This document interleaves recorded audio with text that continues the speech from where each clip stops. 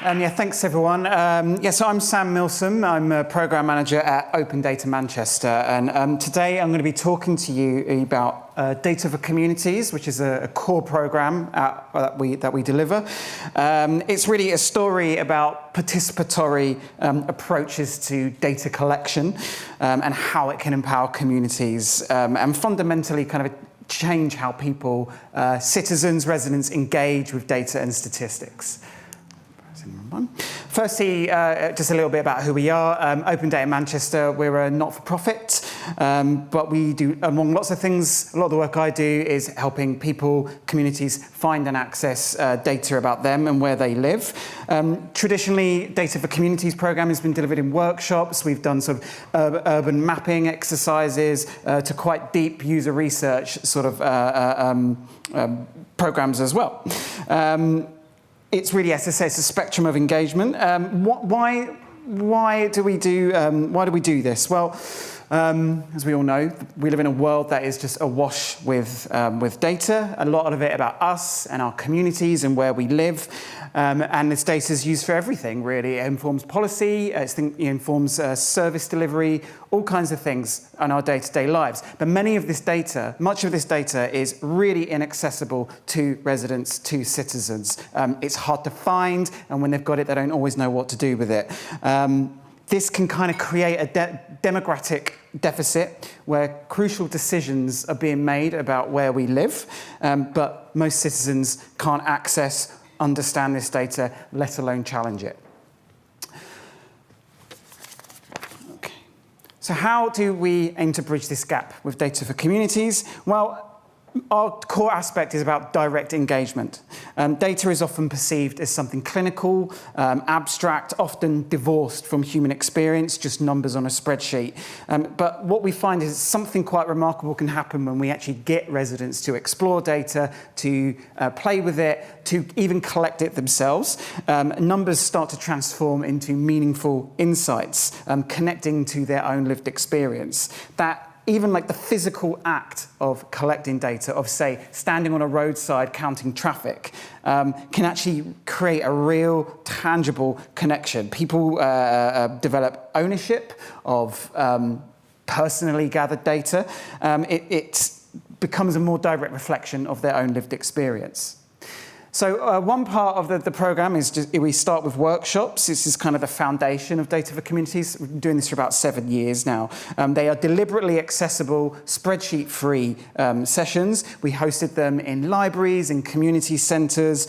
We had local councillors, residents, activists, charity workers, anyone who was just interested in data come along to it. They would be fun. We'd open with things like spurious correlations and then get them to explore openly available data sets that they could just access via their web browser. So anything from NOMIS to police.uk to Mapping GM, which is a Greater Manchester tool. It's got lots of open data about the Greater Manchester area.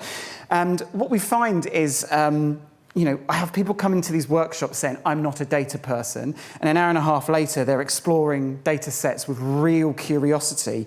We have local councillors making really interesting discoveries saying that, the bike, the police.uk says bike statistics aren't, thefts are higher than they seem to be, or lower than they seem to be, and it's because residents aren't reporting them. Why aren't they reporting them? And this kind of chain of action can happen. All the way through to charity workers kind of realising that, there's completely new funding opportunities open to them that they didn't realise existed. We do lots of mapping with communities as well. So we start off with Diversion, which was a kind of like fun going out and exploring your area with maps, all through kind of quite deep research into urban areas. So focused research addressing real challenges. We find that like the physical act of just walking through a space really transforms people's understanding of that space. In Stockport, we did a project mapping accessibility, and actually walking on the streets with someone in a wheelchair, they're able to bring insights that any kind of external audit just can't bring. Things that are minor barriers to me are major barriers to someone else, obviously. When Right to the Streets was a project around making spaces safer for women and girls.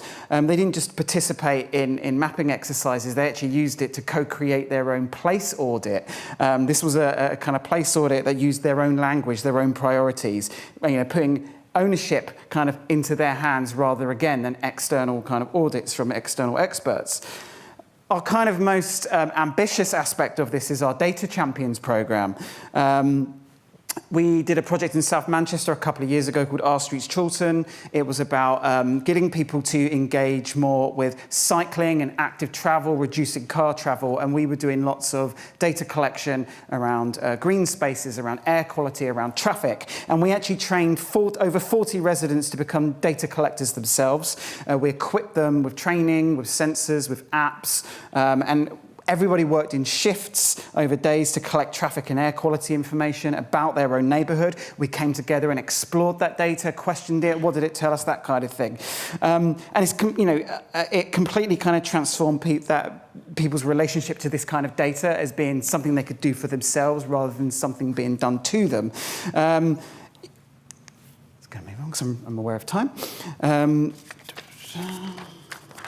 with me. I've confused myself.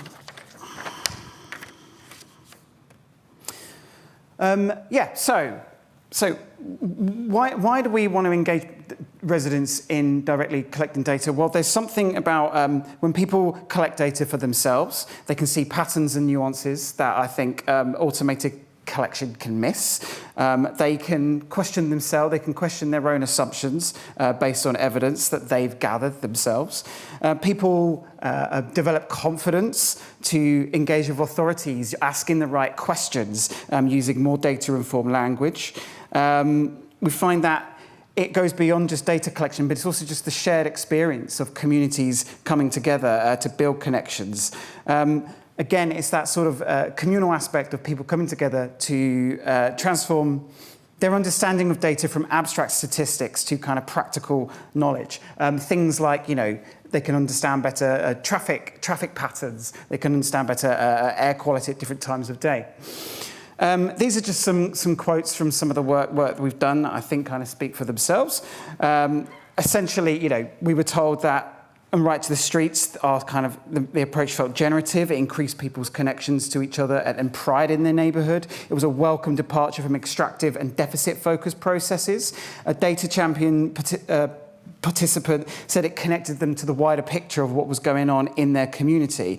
And so I think, as I say, it reveals something really crucial. Involving people in collecting data about where they live, it builds both data skills and stronger community connections simultaneously. So I think that these projects show how community-led data collection transforms not just what we know, but how communities can also advocate for themselves. I think people gain practical knowledge, as I say, safer routes, air quality patterns, traffic speeds, but I think it also can empower them to advocate for change, asking the right questions, that sort of thing. So that's it from me. I feel like I sped through that, but thank you very much.